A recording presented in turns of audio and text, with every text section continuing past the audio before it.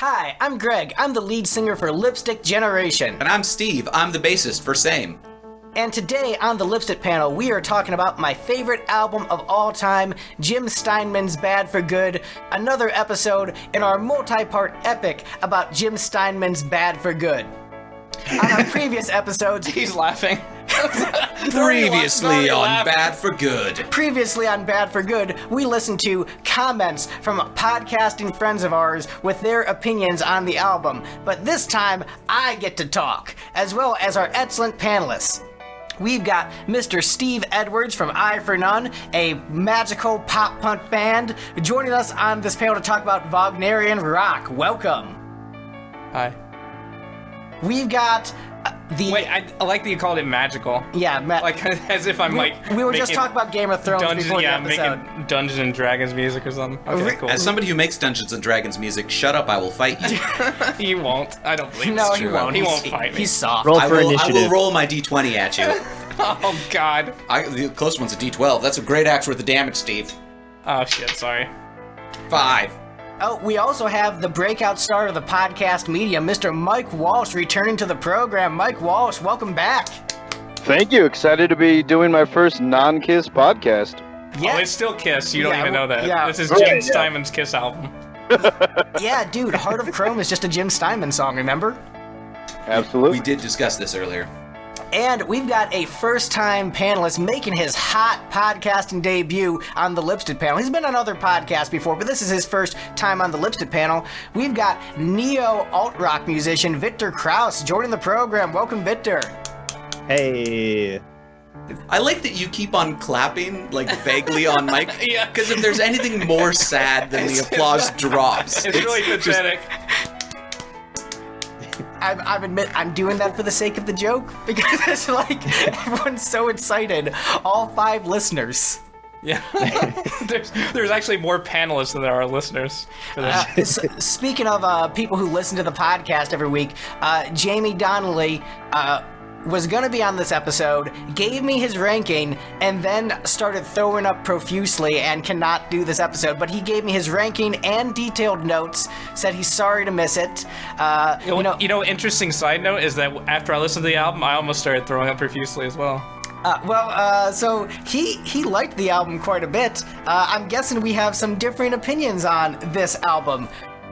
Typically, the way we start our shows, we go around the panel and talk about our history with the artist and the album in particular.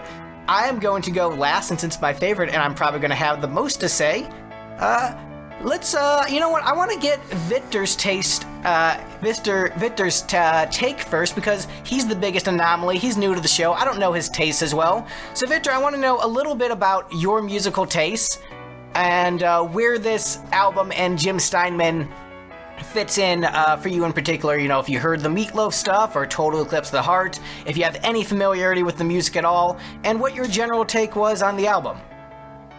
So, I first heard of Jim Steinman all the way back in last week when you invited me to be on this this episode. And so I kind of know Meatloaf in sort of a cultural way. I've heard the I Would Do Anything for Love, which he clearly would not. And that's pretty much it as far as Jim Steinman goes. I looked him up briefly to see if he worked on anything else that I had heard, and that did not end up being true. And yeah, that's. Did you want just that, or what did you want? Your general music tastes, like what your bread and butter is musically, what you tend to listen to, some of your favorites, and then your general thoughts on the album before we get into the ranking. Like, did you like it? Did you hate it? Were you trolled by it? Was it some combination of the 3? Okay, so I guess I'm a recent convert to REM, and I've been listening to them pretty much nonstop over the last year or so, and the Sleeping Pattern. So yeah, it's a lot of alt rock for me. Although I was a big classic rock kid in high school as well. That's the most of it. And then listening to this album, when it started, I was kind of like, oh, this kind of reminds me of like what I've heard from Meatloaf. And then it was like that. And then it continued to be And then that. it was Meatloaf. But I gotta say, the thing I was afraid of is that it was going to be long and boring, and it was just long. Yeah. So I will say I was pleasantly surprised. I feel like if you went up to Jim Steinman and were like, man, I was worried it was going to be long and boring, but it was only long, he would be like, yeah, it is. It's exactly what he wanted to hear. Right? Jim Steinman has said that he tries to hide a boner joke in every single song that he writes. So, yes, he would take that as a huge compliment, pun intended. Ayo! Which, when we get to Surf's Up, I'm going to have to, I'm really confused. I've scoured it and I couldn't find it. Yeah, I could not find the boner joke anywhere in Surf's Up. We'll just have to really dive through the lyrics when we get to that song. Listeners, if you have any idea where the boner joke in Surf's Up is, please write in. Yeah, please at Steve on Twitter. At Vomit Hat Steve on Twitter. Please at him. The boner joke in Surf's Explain Up. all the boner jokes to me. It's just the idea, the meta idea of something being up. Well, I was thinking maybe Surf's Up, the title, has actually just been spelled incorrectly this whole time. Maybe he meant surf as an S-E-R-F, and he calls his dick his surf. It's And just the about surf peasants is up. banging. It's all about feudalism. Yeah. It's actually about revolution. It's calling for an overthrow of the bourgeoisie. Man, Jim Steinman's so fucking rad. Speaking of people who think that Jim Steinman is fucking rad, Mike Walsh, how about you go next with your history with Jim Steinman and this album in particular? Sure, absolutely. Yeah, I do think Jim Steinman's pretty rad. So I was aware of Meatloaf. I knew, especially the big songs from the first Bat Out of Hell album, and then I had gotten Bat Out of Hell 2 from the library and had a little bit of experience with that for like the week or whatever that you get it from the library. My first kind of decent introduction to Jim Steinman was actually that like VH1 Meatloaf movie in the early 2000s or whatever that was. That's So what I was going to talk I about. vaguely remember that. I was very aware of Jim Steinman being the man, the songwriter and the man kind of behind the music of Meatloaf and everything. So I had that knowledge. And then at some point in the early days of Napster and Napster-esque programs, I was just curious to see what this Jim Steinman solo album Bad for Good was all about, and ended up kind of randomly downloading out of order the various songs from that album, and I was pretty impressed. As far as like my bread and butter musically, I would say just for easiness, just 70s and 80s hard rock is how I would generally describe it to people. I'm a big fan of Kiss, Aerosmith, AC/DC, Van Halen, Motley Crue. Probably you get the idea. So Jim Steinman, especially like the Bad for Good album, is not really directly in that category, but I have a pretty wide range of rock styles that I enjoy.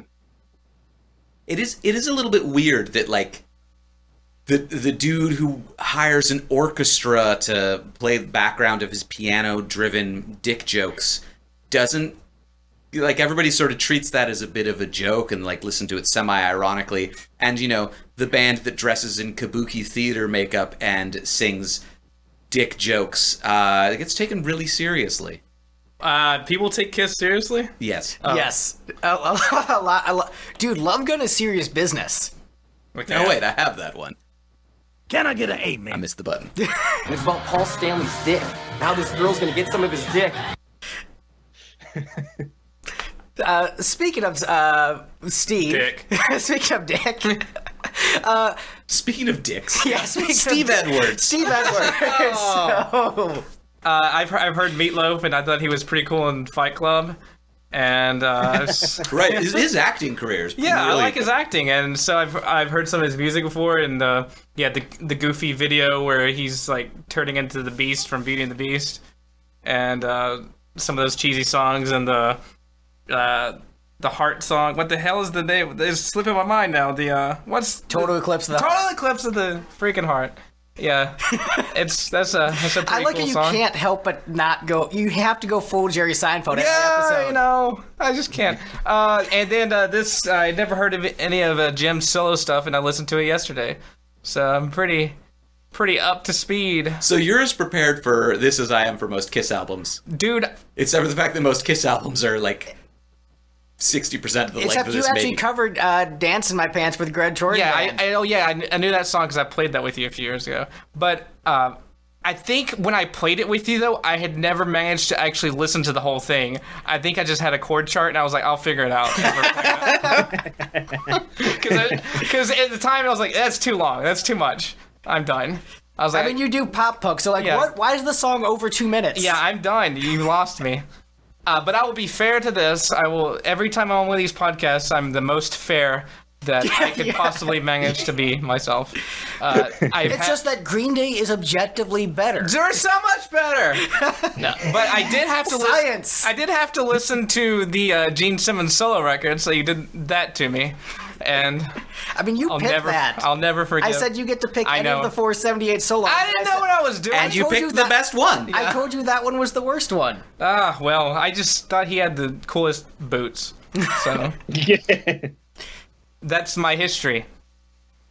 So, in general, what was your feeling towards the album? Positive or negative? Do you really want to know? Shouldn't we just get into? It was okay. I was Not giving too many spoilers, even though spoilers don't matter. okay. It was both because Mixed? I didn't like it so much, but it was better than I thought it was going to be because like Victor said, I thought it was just going to be hard to get through. I was just going to be like, oh my god, these are going to be so long and boring, and they were long and boring, but they were better than that I thought they would be, I guess. All right. Yeah, sorry. No, I mean... Such a shitty opinion on it. I'm terrible. It's the exact correct opinion, apparently. All right. As long, but not quite as boring as I'd According expected. to, I mean, look, Steve Edwards is the most fair panelist. He said it himself. Why would he lie? I got nothing to prove. So let's shift things over to Stephen Smith, a man who has covered this album in its entirety. In its entirety. So I, too, had my earliest exposure to Meatloaf being that VH1 film, Yeah. i.e. It was terrible too. i.e. Rocky Horror Picture Show late at night, the TV edit. No, I'm kidding. I think I saw like half of the VH1 biopic. Did Jim Steinman did the character in that? I don't know. I haven't seen it in like 15 years, but did he speak in the movie, or was he just kind of there playing piano? No, he spoke. I Okay, don't did he? even remember. Don't remember him speaking. But, you know, I got into, like, I'd heard a bunch of Jim Steinman periodically throughout high school and thought, all right, these songs are long and self-indulgent and kind of dumb. And then as I got into college, I developed an appreciation for that, culminating in the time one of my roommates and I decided to go to an anime convention, and he burned a mix disc for it, which was I Would Do Anything for Love 11 times in a row. Now, was it the 12-minute version, or was it the 6-minute version? It was probably the 12-minute version, which is why the CD didn't actually work. So then we just drove in silence. It's just, is that what CDs do when you try to burn them? It's just Meatloaf songs. You're like, you know what? That's good. Well, if you try to do if you try to fit 11 copies of a 12-minute song on a 70-minute disc, it's not going to work super great. Math. Anyway, and then I moved to Nashville and then started hanging out with Greg, and Greg pointed out Jim Steinman to me, who I'd never particularly followed. I just enjoyed Meatloaf's songs. And then I realized that he was the guy who wrote them, so I started listening to his music specifically, and then Greg made me cover this entire album. So I learned all of it on bass and played all of these songs, except for The Storm. Yeah, And that's how I saved Christmas. Hey, let me ask you guys a question. This goes for everybody. With the exception of Meatloaf, because obviously it's going to sound just like that. What would you say that this kind of music sounds like? Because I don't really know anybody else who has these long songs that don't really have like a super hardcore hook. Like they're very wordy and they're constantly going and there's multiple changes. Like, what else would you compare that to? Well, what I I mean, would... that's the magic of Jim Steinman. Yeah, so if you look at the Wagnerian rock Wikipedia article, it's basically trying to justify other bands existing in the one genre that is occupied solely by Jim Steinman music. Like, he has his own genre, essentially.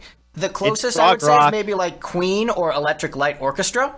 I seeded a Pandora station with Meatloaf and Ben Folds 5, and that worked pretty well. Oh, there you go. It's prog rock without the, like... Progression. Yeah.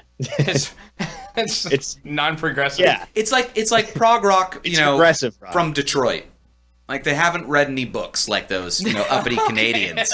It's prog rock without the math and the intelligence. Right, it's prog rock, but like instead of being all into hobbits and things like that, they're just trying to drive around in a muscle car and get laid. You know what I would say? Yeah, they're just regular horny. It's Regular prog horny, rock. not like horny for regular elves. horny, yeah. It's prog rock in the sense that like the arrangements are complex, but they're not necessarily difficult musical parts to play aside from maybe the vocal. So the drums aren't necessarily weird time signature changes, but they are like very tight, intricate drum parts. So I guess it is my turn. So I have notes because I have a lot of history that led me to this album. Oh god. All right. Chapter 1. Chapter 1. Jim Steinman. The Adventures of Young Greg. All right, so for those who don't know my musical taste, I thought music was shit up until 2004 when I saw Kiss and thought, oh man, music is cool. So I had actually first heard Jim Steinman when I was younger. The first Jim Steinman song I knew that I heard was It's All Coming Back to Me Now by Celine Dion. I'm just like, the song's kind of boring. Oh, that's Jim Steinman. Yes. That makes sense now when I think about it. Yeah, like, if you ever wondered, like, why is there a weird, like, 7-minute piano ballad that becomes a #1 hit in every decade? It's Jim Steinman's fault. Okay. It's more surprising that he didn't work with Celine Dion more often. Yeah, I mean, national treasure. Yep. So, but then the first Jim Steinman song I actually enjoyed was In the Dark of the Night from the Anastasia movie. For millennials who remember that. He produced that and just like this really over the top, piano epic. I'm like, yeah, it's a pretty cool song, but I had no idea who Jim Steinman was because 7-year-old Greg wasn't paying attention to the songwriting credits in animated films, and he wasn't the songwriter, he was just the producer. And then 2003, the first time I'm really aware of Jim Steinman is sex ed class. For some reason, the teachers had us listen to Paradise by the Dashboard Light. They thought it was a good idea to help explain sexual relationships through a Meatloaf song, and I'm just like, this song is long and weird and I don't really like it. So it wasn't love at first listen for Jim Steinman. All I know about sex is that it happens when you're barely 17 and barely dressed. Greg, I hate to interrupt you, but I have to kind of point out the interesting parallel between you and I. So your kind of first introductions to Jim Steinman were cold, or you kind of just thought they were boring and you weren't digging it? Much like how my first time listening to my favorite album of all time, Crazy Nights, was underwhelming to me. Yeah, that is an interesting parallel. We have both grown. I really respect us for that. but also, feel free to interject because I have a lot of notes. So, 2004, 14-year-old Greg, this is before seeing Kiss. I had bought my first CD, Queen Greatest Hits 3, because Princes of the Universe is fucking sick. But I went to go see Shrek 2, and Holding Out for a Hero. I'm like, this is one of the best songs I've ever heard in my entire life. This is awesome. And so I bought the Shrek 2 soundtrack, and that was the first Jim Steinman song I fell in love with. Still did not know it was Jim Steinman, but thought, this song is sick. Wait, which is the one from the Anastasia soundtrack that you liked? In the Dark of the Night. He produced it. He didn't write it. Okay. But it has you listen to it. It's very much a Steinman production. Not the Aaliyah song. Nope. She is credited as performer and finger snaps. Ooh, fancy. Also, for whatever reason, Wikipedia, when you start typing Anastasia in, is like, A-N-A, you mean anal sex? No? I mean, They're Only in basically, this they're one basically the instance. same thing. yeah, they know what most people are looking for. Are you looking for anal sex or anarchism? I mean, they know. Dude, did they know your search history? Yeah, there's I just think I one found up out your porn habits, buddy. Anabolic steroid? Analgesic? Get ripped, brah. Get ripped all so right. that you can smash the stage You're to impress interrupting him. ladies. Chapter 2. Chapter 2. Chapter 2. The year is 2005. I'm 15. I'm starting to get into bands like Dio and Loudness, and I'm into Kiss. And so my uncle has a whole bunch of CDs. I get the entire Rush catalog from him and Bat Out of Hell 2. I don't like Bat Out of Hell 2. I think the songs are long and boring, and I don't understand why songs are like 12 minutes. These songs are too And long. how did you I'm gonna feel listen about to some- Rush? I'm going to go listen to Hemispheres instead. Right. But, as a kid, for me, Led Zeppelin, Stairway to Heaven was epic because it was 7 minutes. What are these 12-minute slow piano songs? So my favorites from that too were the instrumental Back into Hell and Wasted Youth, which is just Jim Steinman monologuing, which was actually just a copy and paste from this album, but with new sound effects. 2006, Chapter 3. I see Bat Out of Hell, the music video, late at night on VH1, and I'm like, this is fucking sick. I'm digging the hell out of this. This is a really awesome song. Fell in love with it, and then the very next day, I go to sex ed class, and for some reason, by the way, this is in different states. The previous sex ed class was in Connecticut. Well, yeah, you're a lot more likely to get repeated curriculum if you move schools around a lot. Yeah, so I'm in Ohio, next day after seeing Bat Out of Hell, the music video, and they do Paradise by the Dashboard Light again, and they're just like, sex ed, Paradise by the Dashboard Light. I'm like, seriously? Fucking again? All right. But then I'm like, you know what? I'm going to go buy a Meatloaf CD. I'm going to go buy Bat Out of Hell because, like, this is a cool song, and Bat Out of Hell's cool. And so I go to the CD store, and I buy Bat Out of Hell, and then I debate, should I get Bat Out of Hell too? And then I don't, and again, I get the Black Sabbath concept album about Norse gods instead, which actually isn't that great. Womp womp. Chapter 4. How many chapters does this book have? I'm still not at the part where I've listened to the album. Can we get the cliff notes? Well, let's see if we get some just random wizard people here. I think it's important to explain the journey as to how this became my favorite album, because it's not just I heard it and thought it was great. Like it was a transitional process. So I started to become a big Meatloaf fan, covered Heaven Can Wait, and then one of my buddies from a KISS message board, Crazy Crazy Mike, sent me the song Stark Raven Love through an AIM chat. And a couple people on the KISS message board that I ran were raving about how awesome Jim Steinman is. And I'm like, I need to get more Jim Steinman albums.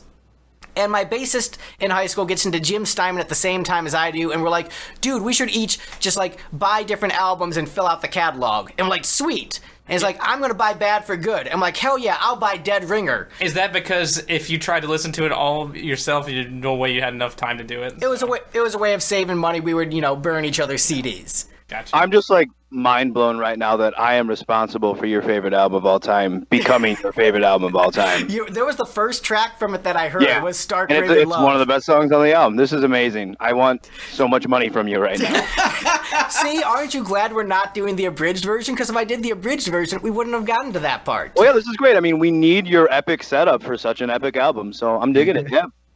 So Wagnerian prologue. Chapter 5. So You want some beer? I get Dead Ringer, and it's not that great in comparison. And then I listen to Bad for Good, like, holy shit, I made the wrong choice. I need to buy Bad for Good immediately. And so then I buy Bad for Good, and it just becomes my go-to drive-in CD, where I need to leave the house, I don't have time to think about what CD I'm grabbing, Bad for Good, every time. And I just listen to it. Drive across the entire country and only listen to one album. Yeah, Bad for Good. Pretty much. I usually get to listen to like a half of one song by the time I get to my destination. But I listen to it over and over again. The album changes my perspective on the songwriter being more important than the artist. I start wearing aviator sunglasses and monologuing all the time and writing piano ballads in the choir room during the lunch break. And yeah, it's my favorite. It became my favorite album of all time. For me, Jim Steinman is an artist who rivals the Beatles in terms of melody. A couple quick fun facts. I got a free copy of this album from a groupie in the mail. She sent me a vinyl record copy of the album. So she's like, hey, here's a gift, your favorite album. I'm like, oh, thank you. So that's how I have this record copy right here that Steve Edwards is looking at. Is that supposed to be He-Man on the cover? No, that's Okay. how Jim Steinman sees himself. I became friends with 3 of the major players from this album. Jim Steinman, the songwriter, the guy we're here to mainly talk about, but also Rory Dodd, the secondary vocalist on the album, and Carla DeVito, the female vocalist on the album. They've all become friends and have been really supportive of my music career, where they've tweeted out new songs that I've put out, given good advice, been very friendly, had many great chats with them, and had many encouraging words. The first Jim Steinman song I covered in Nashville was I'd Do Anything for Love, But I Won't Do That with Regdar and the Fighters, which Jim Steinman gave heavy praise for. That's part of the Regdar EPK. my first self-indulgent birthday show, we closed the solo set with Dance in My Pants, and then the self-indulgent birthday show in 2016, I covered the entire album. So, yeah. Chapter 6. We have found out really that you quick. could just, buy psychological validation. Oh, and one last asterisk. The Bad for Good cover show we did was the critics' pick by the Nashville scene that week as the show to go to. So that's the only time we were the critics' pick in the Nashville scene, but it felt pretty good. And sorry, Mike, go ahead. I'm done. No, it's all good. I'm chapter I 7. was interrupting a drop. How rude of me. No, How dare you interrupt Nathan Explosion? Yeah, don't do drops. I was just curious, on that note of some of these people being your friends, which I was aware of, and I know you're friends with them on Facebook and everything, and I don't know if they will end up hearing this podcast. How critical of them can we be? I don't want to be a dick to people you're actually friends with, but... I mean, I guess, be honest, look, they're friends with me. They know I love this album and shout with praises. It's my favorite album of all time. So, however critical you want to I mean, be... there's pretty much only... There's a pretty way much to do only it one tactfully. specific criticism that I have, and I'm not trying to shit on the person, but I do have one thing to kind of shit on, but I don't want to be a dick. But Well, I'll just be a dick. I was planning on being a dick, so it's fine, I think. Man, Yeah, but I'm a nice guy, you know. do what you'll do. I'll But follow my heart. but yeah, follow your heart. Your heart will go on. Do anything for love, but don't do that. Yeah, and like Surf's I said, Jamie couldn't be here today, but I will read his notes on individual songs when we get to them, because he took the time to write them. So I will make sure that we get his commentary, even though he's vomiting and can't make it here. So you guys ready to get into this ranking? Oh, yeah. Yeah, baby. All right, coming in as the least best song on the greatest album of all time by humans, we have Love and Death and an American Guitar. Oh, come on. It's because 3 of us looked at this and said, this isn't a good monologue. Well, my note was actually like, do we even really rate this one? I mean, it's spoken word. It's not a song, so... I ranked Top it. one for me. Yeah, I ranked it the highest. I gave it a 6 out of a possible 10.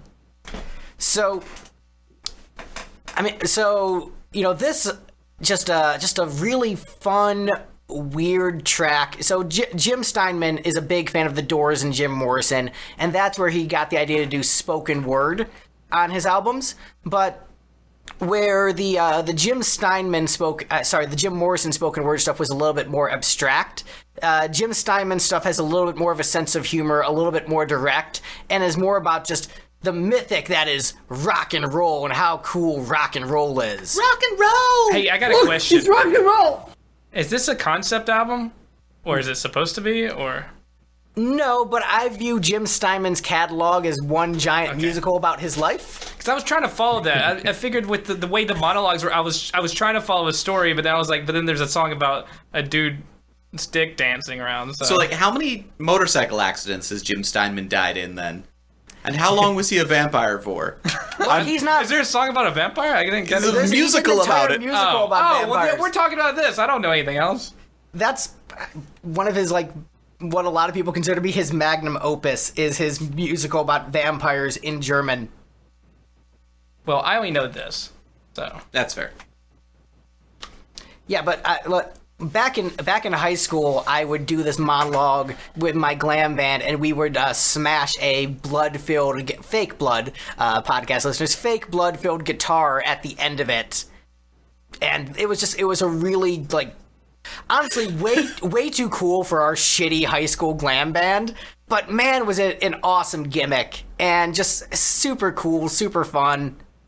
I dig it. It's the first time I heard it, I thought the ending was terrible because I heard it on Bad Out of Hell too, and I didn't understand because it was so serious and dramatic, and then the ending was a joke. But that's kind of Jim Steinman's point, is that he makes jokes all the time. He never takes himself completely seriously, where you can listen to a Jim Steinman song and take it seriously or treat it as a joke simultaneously, and it works on both levels. And so, yeah, I think it's just a really cool track, and I love the spoken word he does throughout his catalog.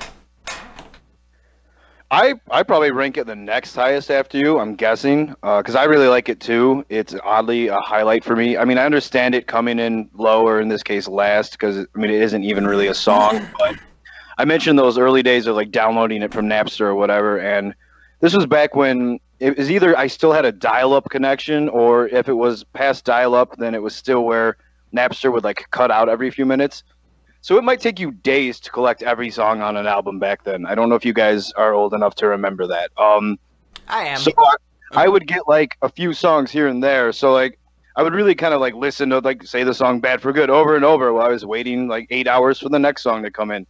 So I had like a few favorites from the album already, and then I heard this one, and the title sounds really cool. Like it sounds like it could be this bitchin' like guitar-oriented rock song or something, and it totally isn't. And yet I really dug it because it's just this weird. Kind of what you already said, Greg. It's just this Steinman-esque narrative, story, monologue, weird. It ends in a joke. Like, it's just goofy, but great. I really like it. So that was kind of my introduction to that concept being on a rock album. And in this case, I think it really works. I sort of feel like this track would be a lot stronger in a live set, like a semi-improvised, jokey monologue.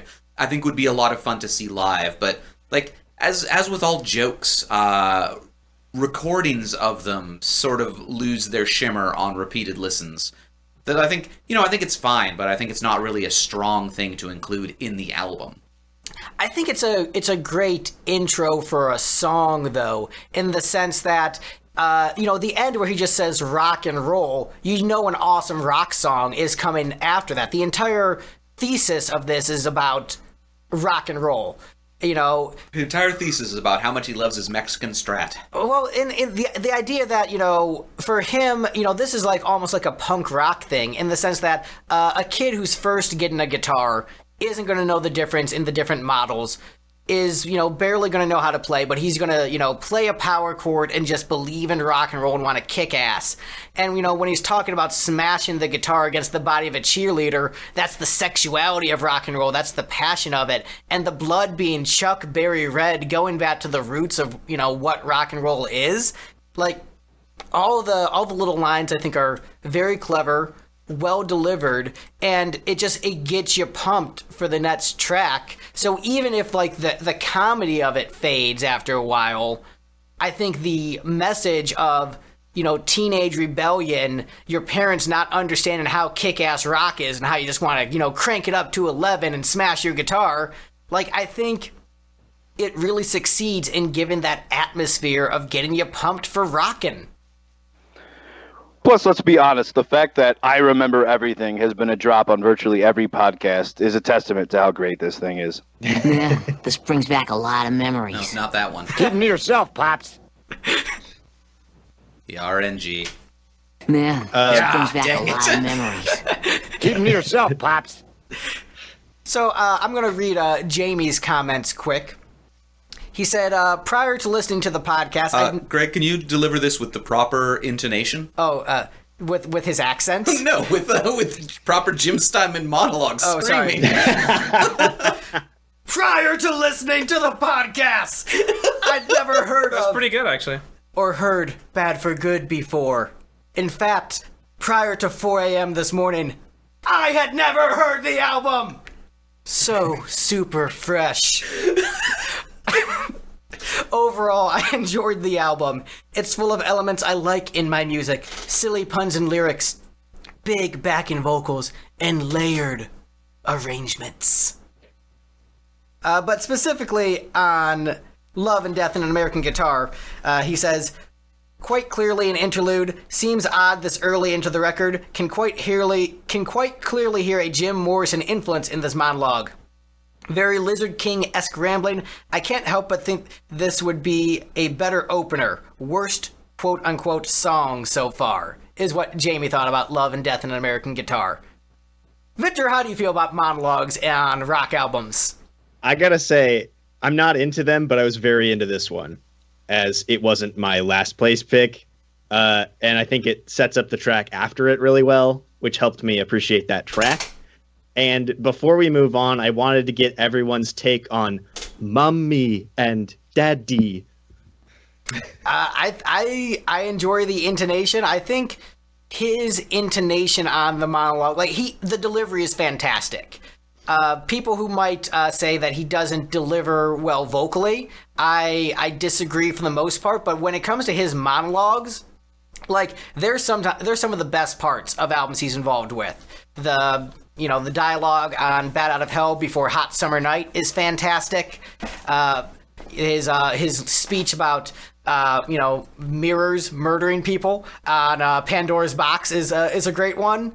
I am just really into his spoken word on albums, and I think they add a lot to it, and I think this is the best spoken word on a Jim Steinman record. So what you're saying is he needs to team up with William Shatner and Ben Folds for a spoken word album. I mean, you did just... So once that album exists, this won't be my favorite album anymore. That actually does sound like that would be pretty tremendous. I mean, yeah, that's... You just sold me on that. The other thing I have written here is Jim Steinman doesn't have a very cool yelling voice, but I admire his willingness to yell anyway. I can respect that. I think he succeeds with his yelling voice, but I can also understand how that doesn't come across as cool to everybody. Steve Edwards, did you think the monologue was cool? No. No, I don't know. I didn't really pay attention to the words that much, I'll be honest. You didn't pay attention to the words which is probably what you're supposed to do. During a spoken word? Yeah. So remember on a podcast a while back, you said the lyrics were the most important thing? Yeah. That's what you focus on? Yeah. Remember how you just lied about that? No, I was telling the truth, but I was listening to the record yesterday, and it got to the spoken word part, and I was like, he keeps going, he's just talking, and I was like, all right. I wasn't going to go back, and at that point, when I hadn't been paying attention for 25 seconds, I'm like, well, I'm not going to start over now. I mean, what am I doing here? I'm Steve Edwards. I think words are the most important thing on Green Day songs about masturbation. Not just those songs. I don't know. I mean, there's also Green Day songs about drugs, right? Those. Why does it gotta be just Green Day? But yeah, drugs are cool. I don't know. I think Jamie did make a decent point though about this kind of being early at track 3, especially with the song that's at track 2. So after the big opener of Bad for Good, you do kind of have a couple of tracks where the album could have been at risk of losing a lot of momentum. Unfortunately, I think it does lose a lot of momentum. Yeah, I'm like, what the hell's going on? You're probably right. Like, if I had experienced this album differently, I would probably agree. Like, since I did, like I said, I keep going back to the whole Napster thing. So I got this album out of order. Had I heard it on CD or record or whatever, and heard it in the proper order from the start, I might have been like, what the fuck?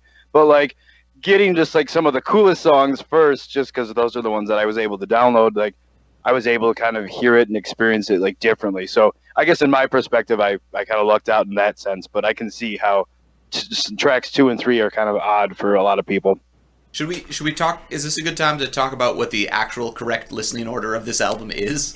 Sure, Steve, since you brought it up. I mean, probably the third time in this batch of 8 episodes about Bad for Good that we're doing. But yeah, so Jim Steinman's recommended listening order is apparently side 1 of the bonus EP, The Storm, then side 1 of the album, side 2 of the album, and then side 2 of the bonus EP with Rock and Roll Dreams Come Through. This might come as a surprise, but... No, I have seen that online. Jim Steinman, the album was too long to fit on a record. This might come as a shock. And so the album came with a bonus single because not all the material would fit on one album. And so The Storm was supposed to be the prelude. You're supposed to play that first, then play side 1, which is Bad for Good through Stark Raven Love. At which point, Lost Boys and Golden Girls is 15 minutes into the album, so the fact that it's kind of a slower song isn't really killing the momentum.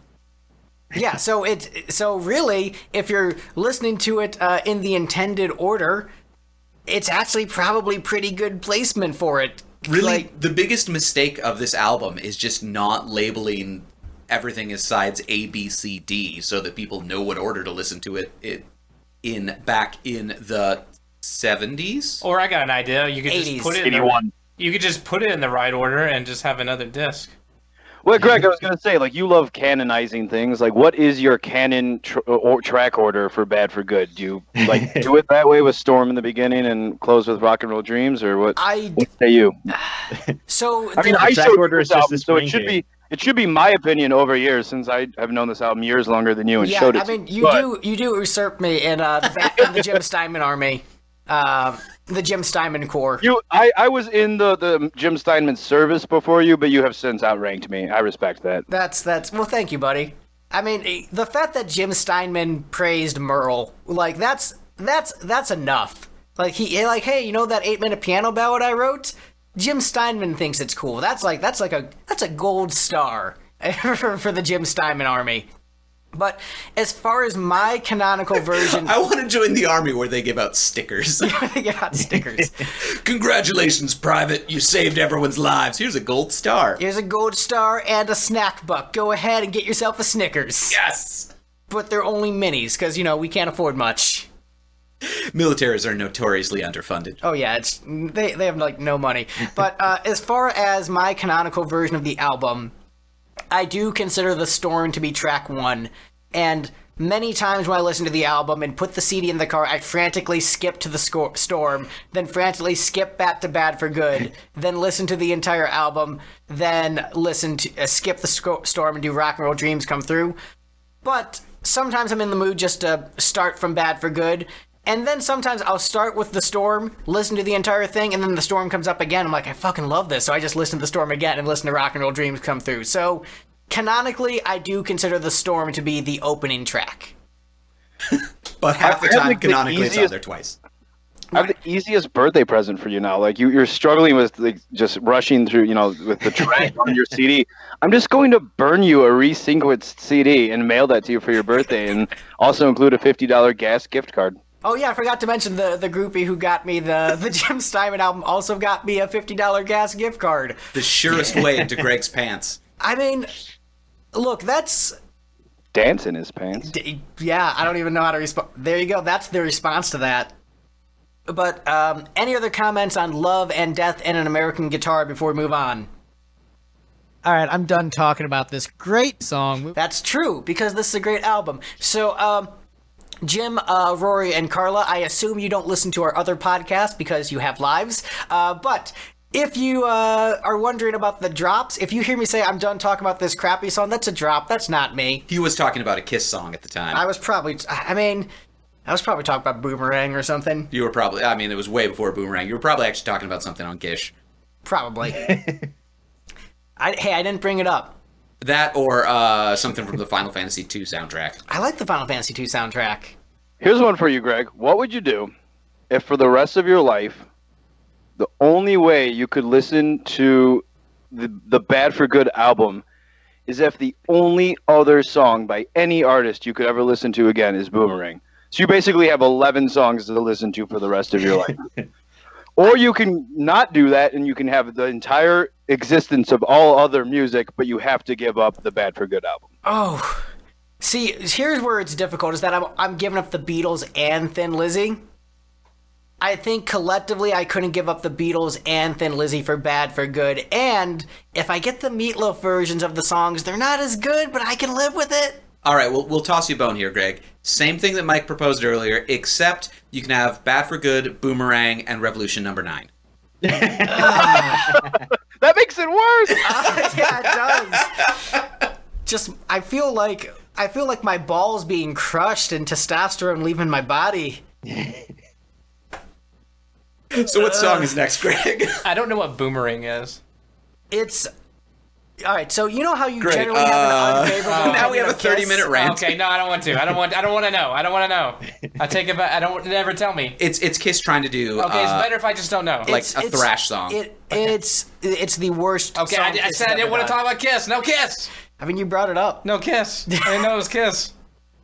All right, next. What's next? All right, so next up on the list we have Left in the Dark. Medley?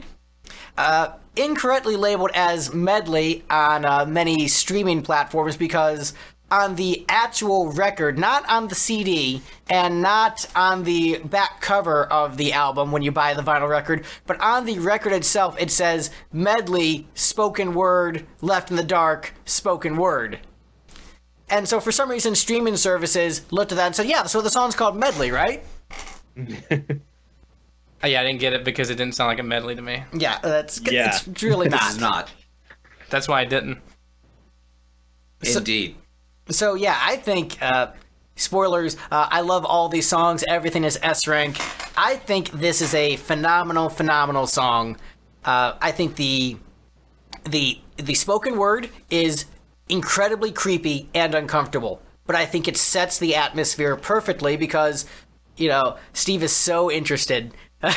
Sorry, I haven't had as much coffee as I normally do. I bought some new coffee online and it's bad. It's unfortunate. But so the stage is set perfectly because Jim Steinman is playing a character who has been cheated on and is pissed about it. Part of his shtick is like a sort of creepy, gothic kind of thing, and it really, sets the stage of someone sitting alone in the shadows. The only light coming in through the moon is the moonlight. And you just really get the sense is Jim Steinman is a creepy dude who is pissed.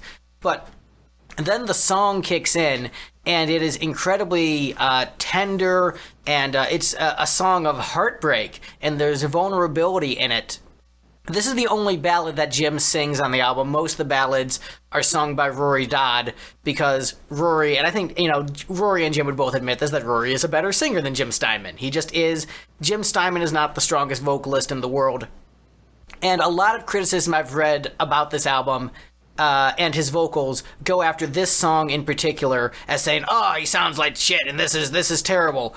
But I think he's hitting the right notes. I find the emotion and sincerity to be perfect. I like the build with the orchestration, beautiful piano melodies throughout, and just you feel the sense of heartbreak in this song, but it's very dramatic. It's very theatrical. The hits where he says, you tell me who, you tell me where, you tell me when, just the way the orchestra hits along with those drums. For me, this is a phenomenal piece, and I think he picked the right ballad to sing on the album because him having a weaker vocal works for the song because it's someone breaking down, crying as, their heart's been torn apart. So this completely works for me, and in my opinion, is a masterpiece. Steve, I need to ask, is the coffee that you got, is it bad for just a little while? Yeah, I see what you did there. Ignore. Ignoring puns. No, it's a bad batch of coffee. Need to go back to ordering the stuff I did before. Yeah, Greg, I want to let all the listeners know that you did not just ask me on this podcast to be your echo of everything you say, but so far we're just in total agreement because pretty much everything you said about Left in the Dark, I would second. I do think Jim's sounds like a little pitchy at times, but again, I'm glad that he sings it. I do think the emotion and sincerity comes through.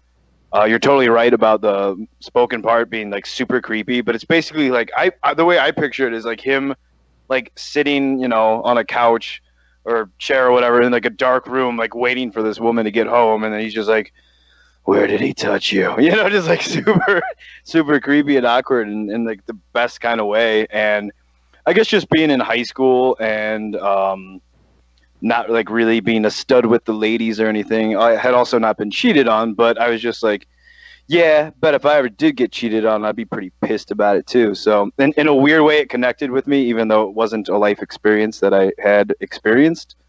And it's just an awesome, long piano ballad, emotionally sung by the guy who wrote it, even though he isn't the best singer, and complete with spoken parts.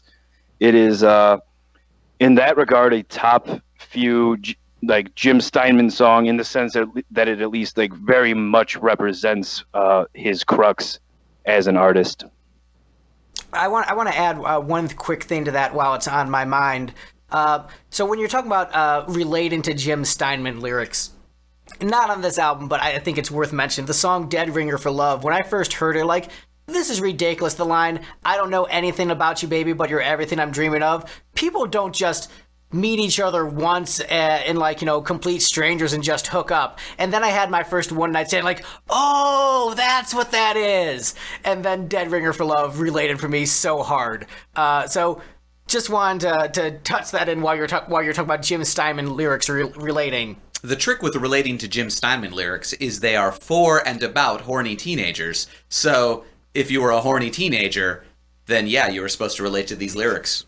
Yeah, for people who've been listening to me on the Kiss podcast, I think it will come as no surprise why I enjoy this album as much as I do and relate to Jim Steinman's lyrics like I do. So I would third what the two of you both said, but with like 60% less enthusiasm. Like, I get exactly what the song's going for with that kind of, with the, the contrast of the spoken word intro and the actual song, but the song itself is just a little bit forgettable to me. Like, just now I was reading through the lyrics and trying to remember how they went, and the only melody that was coming to my mind was Rock and Roll Dreams Come Through.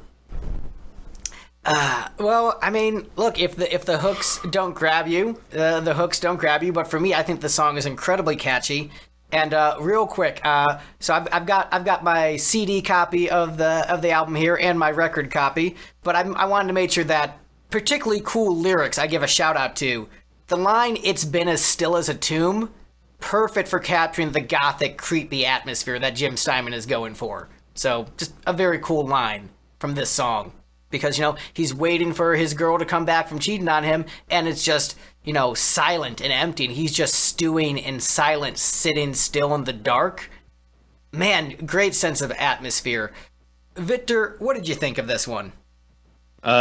This is, I think by the time it got to this point in the album and he started doing another spoken word, I was kind of out. And it was not until my third listen through the album that I could even really remember this one. And it was at that point that you told me it was actually called Left in the Dark and not Medley. And this one just didn't do anything for me. I can appreciate all of the stuff you've been saying, but 600 hours into an album, I don't know if that's what I wanted. Steve Edwards, what did you think of this one? You love piano ballads. So I thought that, to me, my immediate reaction is if Disney made a South Park movie, this would be like the main theme to it. I just thought it sounded really weird, and it was really kind of goofy. And yeah, I put it next to last. I mean, but you should love it because it's all about like angsty relationships not working. That's like what you write about, dude. Yeah, but like what? What if this was just like played by Green Day in the 90s? Why is it gonna keep coming back faster? But it's like what he said. What you're so far into the album already. Once this whole thing came, it's like, oh, another ballad. Oh, more spoken word, and then it's just like him doing his goofy voice. I'm like, all right, dude. Yeah, second to last. Done. Well, I personally am. Next. The album for me flows very well in the sense that it does sort of go back and forth between a rock song and ballad, and it's sort of evenly split between the two. I would say that's probably pretty accurate. But I think that which normally is an ebb and flow that doesn't work for me, but I think this album succeeds in me because all the rock songs are like 8 minutes. So that's why oh yeah, I've been listening to rock for 8 minutes. I can do a ballad now. It's like 2 regular rock songs. Right. And then 1.5 ballads. Yeah, so for me, that works. Jamie's note on this song is, I don't get why this was titled Medley. Agreed.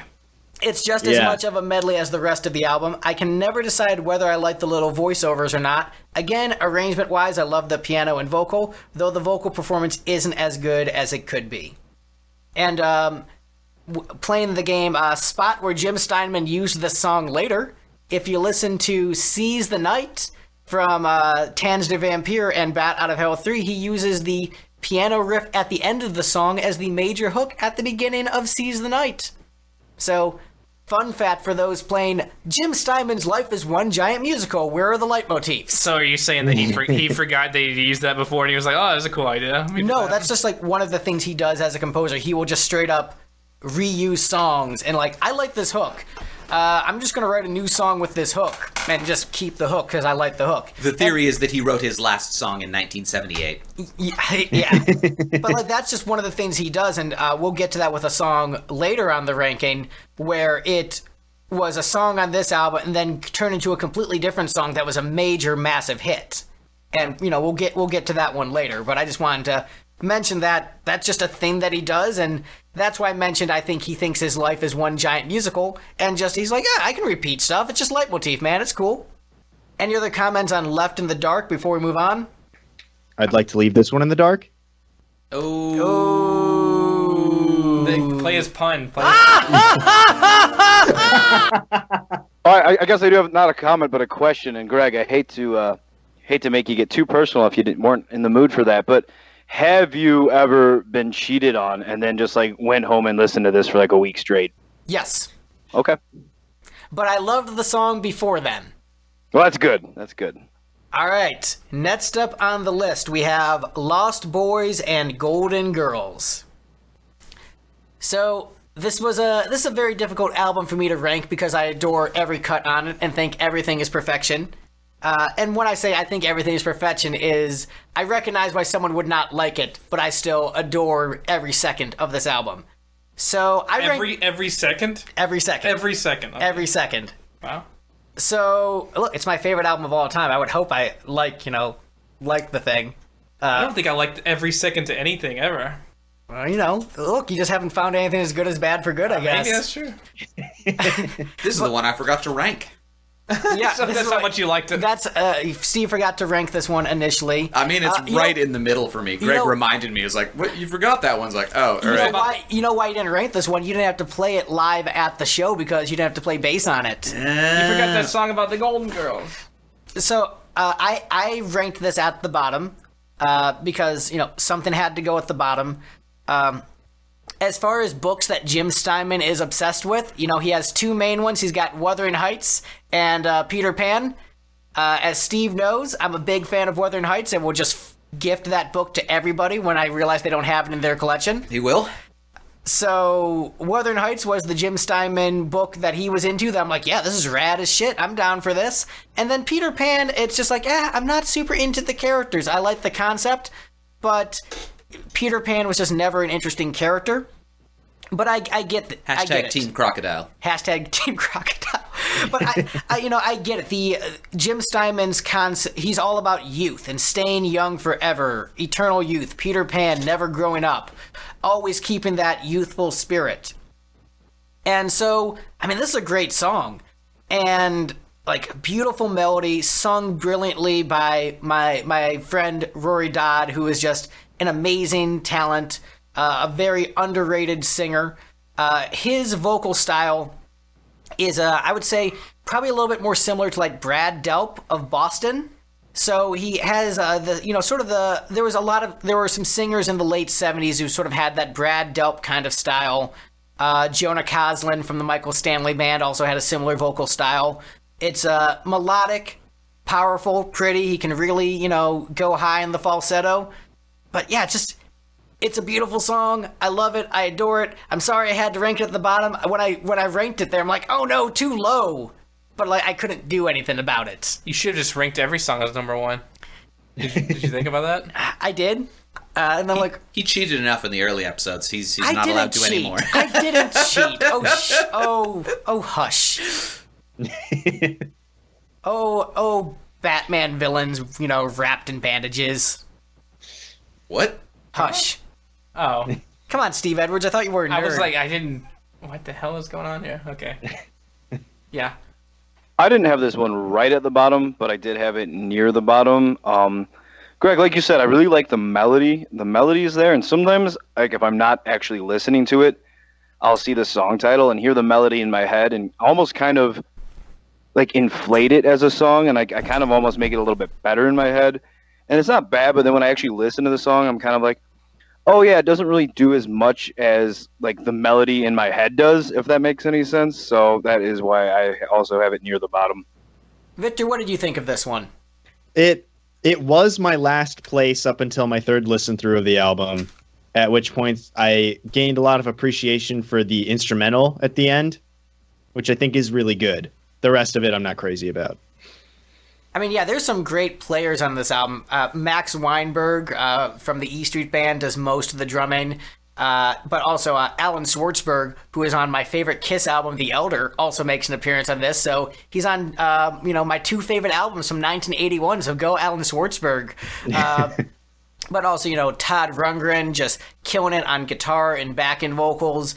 Kasim Sultan from Utopia. So, a bunch of really top-notch musicians. Rory Bidden from the E Street Band also playing piano. So just a bunch of really, really great musicians united together to play on this album. And to me, I think it's like one of the best backing bands you could ask for. Like just ridiculous talent on all these tracks. It's almost if Jim Steinman had made a ton of money on Bat Out of Hell. What, you mean the album that is the #1 selling album of all time where all the words and music are by a single person? Yeah. That was a lot of qualifiers. Well, I mean... I love that qualifier, though, because you were starting it off, I'm like, no, he's wrong about that. And then you totally backed it up, and I'm like, oh, that's pretty badass, actually. I like Yes, so the biggest selling album of all time where all the words and music are by one individual. It's in the top 10 of all time. Just like, period. It's in the top 10, but it is #1 where all lyrics and music are by a single individual. I mean, that is a testament to Jim Steinman. I never realized that. That's awesome.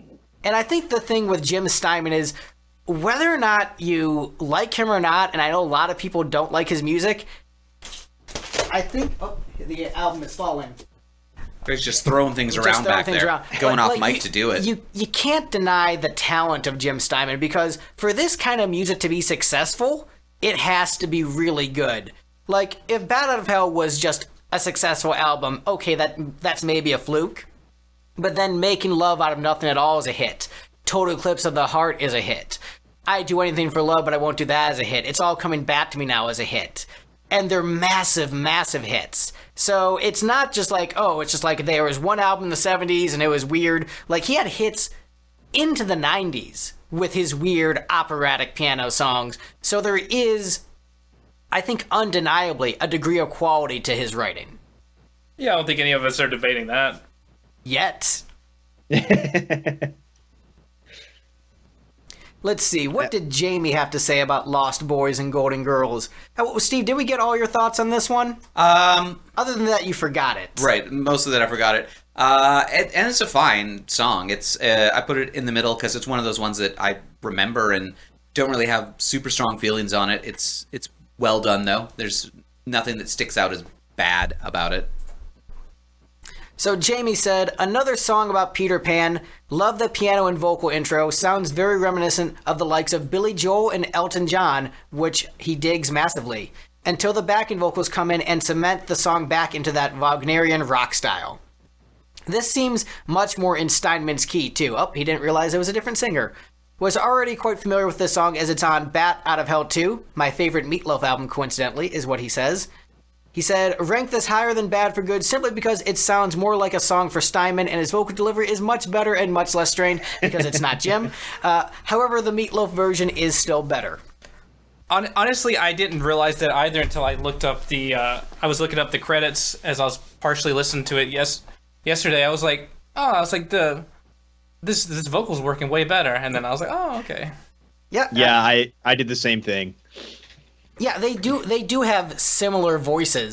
There's a timbre that's the quality is similar, yeah. Yeah, but obviously, Rory has a more rich, full tone than Jim does. Of course. And just, he's... Well, that's why he pulls it off better, yeah. Right, and because, his gig for many, many years was backing vocalist. So he was backing vocals on Bat Out of Hell. He's backing vocals on Total Eclipse of the Heart. Like, his backing vocals are actually a huge part of Jim Steinman's sound. All those ahs and the high falsetto, a lot of that is his voice, and that's just a huge part of the Wagnerian rock sound. And so it is, for me, it's really nice that he does get a chance to shine as a lead vocalist in the Jim Steinman catalog. And that was before I knew him and just found out he was a really sweet, nice guy who I talk about the Beatles with. So I was happy about it before I found out, oh, sweet, he's a really nice guy too. So... nothing but praise for this track from this side of the couch. Any other comments on Lost Boys and Golden Girls before we move on? Och, 'tis a mighty bottle of Groundskeeper Willie. Harsh. Alright, so next up on the list